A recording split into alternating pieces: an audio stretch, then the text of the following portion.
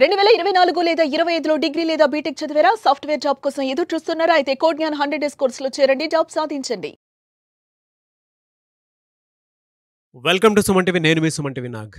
హక్కు విడుదల పత్రం అంటే ఏంటి, దానికి సంబంధించినటువంటి పూర్తి సమాచారం ఏంటి అనేది ఈరోజు మనతో పాటు హైకోర్టు అడ్వకేట్ అలగరి రవీంద్రనాథ్ గారు ఉన్నారు. అది వారి మాటలో తెలుసుకుందాం. Hello sir. హాయ్ అండి నాగరాజ్ గారు. హక్కు విడుదల పత్రం అంటే ఏంటి, దాని జనరల్ గానే ఎలాంటి రైట్స్ ఉంటాయి, ఏ సందర్భాల్లో దాన్ని మనం యూటిలైజ్ చేసుకోవాల్సినటువంటి బాధ్యత ఉందంటారు? నాగరాజ్ గారు, ఒకప్పుడు చట్టాలపైన హక్కులపైన పెద్దగా అవగాహన ఉండేది కాదు.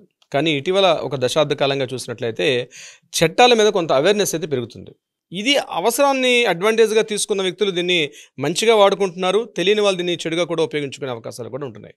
ఈ హక్కు విడుదల పత్రం అని ఏదైతే మనం ఇప్పుడు మాట్లాడుకోబోతున్నామో ఇది చాలా కీలకమైనటువంటి పత్రం. ఇది అంటే వారసత్వపు హక్కుల మీద, అంటే ఫ్యామిలీలో జాయింట్ ఫ్యామిలీస్ మధ్య ఉన్నటువంటి సందర్భాల్లో ఆ ప్రాపర్టీస్ని అందరూ కూడా ఎవరెవరికి ఎంత భాగ పంపకాలు జరగాలి అనే సందర్భంలో అందరికీ కూడా రైట్స్ ఉంటాయి. ఉదాహరణకి ఒక తాతగారి ప్రాపర్టీ ఉంది. ఆ తాతగారికి 4 కొడుకులు ఉన్నారు. అందులో ఒక కొడుకు మరలా 3 పిల్లలు ఉన్నారు. ఇక్కడ తాతగారి యొక్క ఆస్తి ఆ 4 పిల్లలకి వస్తుంది. అందులో ఉన్నటువంటి ఒక్కొక్క అబ్బాయి కూడా ప్రాపర్టీ చెందుతుంది. మరలా అక్కడ ఉన్నటువంటి ఆడపిల్లలకు కూడా హక్కు ఉంటుంది. అందులో ఒక్కొక్కరికి మరలా 1-2 పిల్లలు ఉంటే వాళ్ళకు కూడా ఆ యొక్క ప్రాపర్టీ మీద హక్కు ఉంటుంది.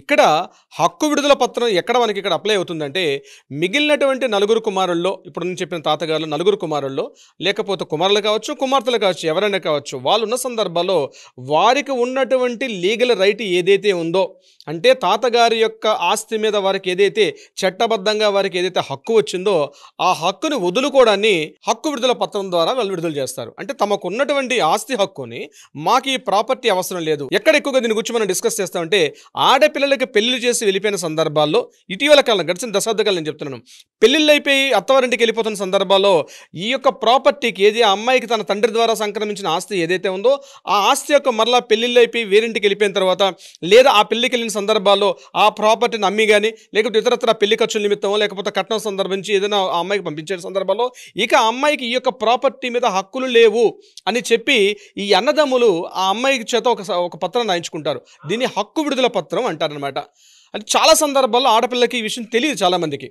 ఏదో సరే మా నాన్నగారు ప్రాపర్టీ కదా, మా అన్నయ్యలు ఇంత కష్టపడి పెళ్లి చేశారు కాబట్టి ఓకే, ఏదో పేపర్ మీద సంతకం పెట్టారని చెప్పి ఒక పేపర్ మీద సంతకాలు పెట్టేసి వెళ్ళిపోయిన తర్వాత, లేదు ఆ యొక్క ప్రాపర్టీస్ మీద మాకు కూడా హక్కు ఉందని తెలిసి మరలా ఆడపిల్లలు మమ్మల్ని చాలామంది అప్రోచ్ అవుతుంటారు. సార్ ఆ ప్రాపర్టీ ఉంది, మాకు కూడా హక్కు ఉంది కదా సార్, ఆడపిల్లల హక్కు ప్రకారం మాకు కూడా హక్కు చట్టం ఉంది కదా, మాకు వర్తిస్తుందని వచ్చినప్పుడు, ఏమా మీరు ఏమైనా పత్రాలు ఏమైనా సమర్పించారంటే, లేదు సార్ ఏదో ఒక పేపర్ తీసుకొచ్చారు, ఆ పేపర్ మీద ఆ సందర్భంలో ఆ పెళ్లి సందర్భంలో సంతకాలు పెట్టేస్తాం అని చెప్తూ ఉంటారు. అయితే ఆ సందర్భంలో చెప్పినటువంటి రిలీజింగ్ అంటే ప్రాపర్టీ రిలీజింగ్, అంటే ప్రాపర్టీ రైట్ రిలీజింగ్, ఆ ప్రాపర్టీ మీద హక్కును వదులుకోవడాన్ని హక్కు విడుదల పత్రం అంటే ఇది చాలా కీలకమైనటువంటి పత్రం. నేను అందుకని అమ్మాయిలకి వీడియో ద్వారా చెప్తున్నాను, మీకు ఏదైనా ప్రాపర్టీ మీ తాతల నుంచి కానీ నాన్నగారి దగ్గర నుంచి ప్రాపర్టీ వచ్చిన సందర్భాల్లో మీరు ఏదైనా సొంత మీ అన్నదమ్ములైనా సరే మీరు ఒక పేపర్ మీద సంతకం పెట్టేటప్పుడు ఖచ్చితంగా ఒక లీగల్ అడ్వైజర్ని సంప్రదించండి.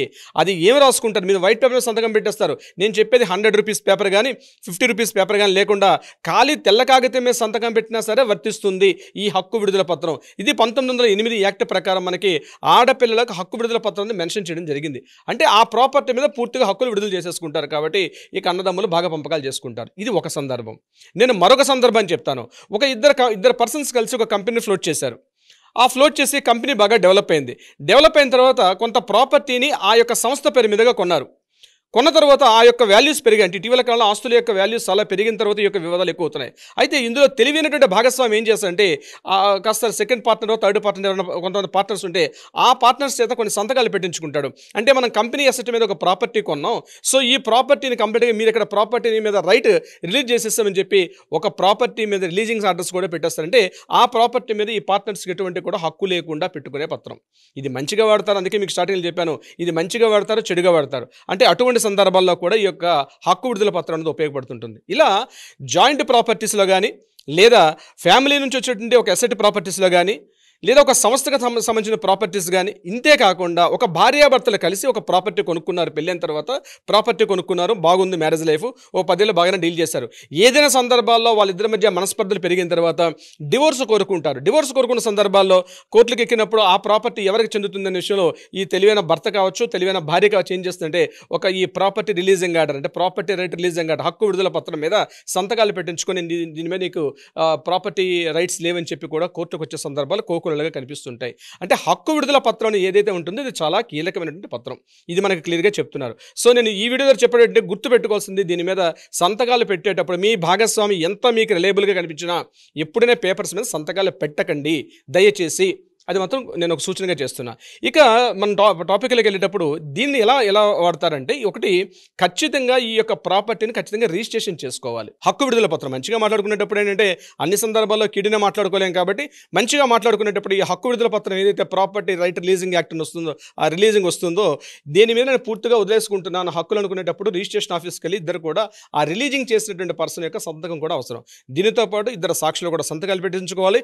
ఇది ఖచ్చితంగా రిజిస్ట్రేషన్ చేయాల్సిన అవసరం. చాలామంది ఏమనుకుంటారంటే జస్ట్ పేపర్ మీద రాసేసుకున్నాం కాబట్టి హక్కు ఉండదని. కానీ ఇటీవలకు వచ్చినట్టు కొన్ని సుప్రీంకోర్టు ఇచ్చినట్టు కొన్ని తీర్పుల్లో క్లియర్గా చెప్తున్నారు దీనికి తప్పనిసరిగా రిజిస్ట్రేషన్ చేసుకోవాలి అని చెప్పి 1908 రిజిస్ట్రేషన్ యాక్ట్ ప్రకారం కూడా ఖచ్చితంగా రిజిస్ట్రేషన్ చేసుకున్న అదటి ఎస్ఆర్ఓకి ఉంటుంది, ఆంతరుగా చేసుకోవాల్సింది. ఇంకొక పాయింట్ ఏంటంటే ఒకసారి ప్రాపర్టీ అంటే హక్కు విడుదల పత్రం మీద సంతకాలు పెట్టిన తర్వాత ఎట్టి పరిస్థితుల్లో కూడా దాన్ని ఛాలెంజ్ చేసే అధికారం మాత్రం ఎట్టి పరిస్థితుల్లో రిలీజింగ్ చేసినటువంటి పర్సన్కి ఆ యొక్క హక్కు మీద ఛాలెంజింగ్ చేసే అధికారం అయితే ఎట్టి పరిస్థితుల్లో ఉండదు. ఒకసారి మీరు సంతకం పెట్టారు అంటే తప్పనిసరిగా దాని మీద సర్వ హక్కులను కూడా మీరు వదులుకునే అవకాశం ఉంటుంది. అంతేకాకుండా మీకు సంబంధించిన వారసులు ఉంటారు, అంటే మీకు సంబంధించిన కొడుకులు కానీ కూతుర్లు కానీ ఎవరైనా వచ్చి మా నాన్నగారు ఏదో తెలియకుండా చేసేసారనో లేదా మా భార్య సరిగ్గా తెలియకుండా చేసేసారు కాబట్టి ఈ వారసులకు ఏమైనా హక్కు ఉంటుందంటే ఒకసారి హక్కు విడుదల పత్రం మీద సంతకం పెట్టిన తర్వాత పిల్లలకు కానీ వారసులకు కానీ దాని ఎటువంటి రైట్స్ కూడా ఉండే అవకాశం కూడా ఎట్టి పరిస్థితుల్లో అవకాశం లేదు నాగరాజు గారు. అండ్ కొంతమంది ఈ ప్రాసెస్ని కూడా ఎలా క్లియర్ చేసుకుంటే బాగుంటుంది అనుకునేటువంటి వాళ్ళు చాలా మంది ఉన్నారు. అంటే ఇప్పటికీ మనం వీడియో రిలీజ్ చేస్తే తప్ప తెలియనటువంటి వాళ్ళు చాలా మంది ఉన్నారు. ఆడపిల్లలకు కొన్ని విషయాలు తెలియదు. అవునండి. వాళ్ళు ఏం చేస్తారంటే ప్రేమ, అనురాగాలు, ఆప్యాయత వాటిలోనే ఎక్కువగా కుటుంబాన్ని కాపాడుకుందాము, కుటుంబంతో మనకి ఎందుకు గొడవలు పెట్టుకోవటం అనేటువంటి ఉద్దేశంతో ఉంటారు. బట్ మీ బాధ్యత మీకు ఏ హక్కులు ఉన్నాయని తెలుసుకోవటం అనేది. సో వాటికి సంబంధించినటువంటి వాటిలోనే సరే వీడియో చూసిన తర్వాత డెఫినెట్గా 10 మంది షేర్ చేసి మీకు ఇంకేమైనా డౌట్స్ ఉంటే కింద కామెంట్ బాక్స్లో పోస్ట్ చేయండి. కొంతమంది అయితే అపాయింట్మెంట్ తీసుకుందాం అని అనుకుంటూ ఉంటారు సార్, మీ పర్సనల్ అపాయింట్మెంట్ తీసుకుందాం అనుకునేటువంటి వాళ్ళు ఉంటారు దీన్ని క్లియర్ చేసుకోవడం కోసమే.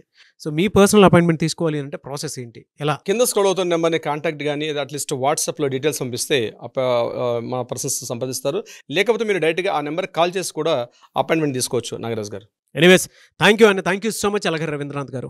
Thank you so much Nagaraj garu. చూసారు కదన్న వీడియో. ఈ వీడియోపై మీ అభిప్రాయాన్ని కమెంట్ బాక్స్లో పోస్ట్ చేయండి. ముఖ్యంగా మీరు కనుక హైకోర్టు అడ్వకేట్ అలగర్ రవీంద్రనాథ్ గారిని అప్రోచ్ అవ్వాలి అనుకుంటే అపాయింట్మెంట్ కోసం స్క్రీన్ మీద కనిపిస్తున్న contact number call or message WhatsApp చేసి వెంటనే అపాయింట్మెంట్ బుక్ చేసుకోండి. ఈ వీడియో లైక్ చేయండి, షేర్ మాత్రం తప్పకుండా చేయండి. ఇలాంటి మరిన్ని వీడియోస్ కోసం మా ఛానల్ ఫాలో అవ్వండి. Thank you. సుమన్ టీవీలో మీ పర్సనల్ అండ్ బిజినెస్ ప్రమోషన్స్ కోసం కింది నెంబర్కి కాంటాక్ట్ చేయండి.